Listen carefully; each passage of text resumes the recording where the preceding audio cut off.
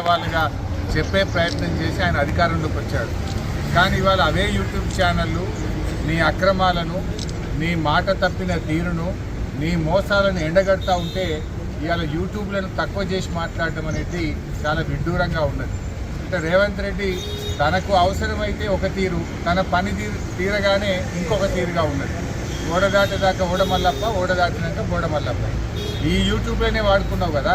ఈ యూట్యూబ్లను నమ్ముకొని నువ్వు మరి గత ప్రభుత్వం మీద ఆరోపణలు చేసి, గత ప్రభుత్వం మీద ఉన్నవి లేనట్టు, లేని ఉన్నట్టు చెప్పి, అబద్ధాలు చెప్పి నువ్వు అధికారంలోకి వచ్చినావు కదా.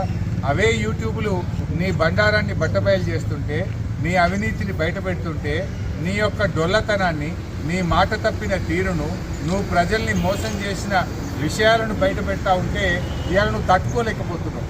తట్టుకోలేక నీ అక్కసును యూట్యూబ్ల మీద వెళ్ళబుచ్చుతా ఉన్నావు. ఇవాళ ప్రజలకు అర్థమైపోయింది, ఇవే యూట్యూబ్ ఛానల్ బిడ్డ నిన్ను గద్దెదించడానికి రాష్ట్రంలోని యూట్యూబ్ ఛానళ్ళన్నీ ఒక్కటైతే నీ బండారాన్ని బయట పెట్టరు. ఖచ్చితంగా నీకు తగిన శాస్తి ఈ యూట్యూబ్ ఛానళ్ళే చేస్తాయి.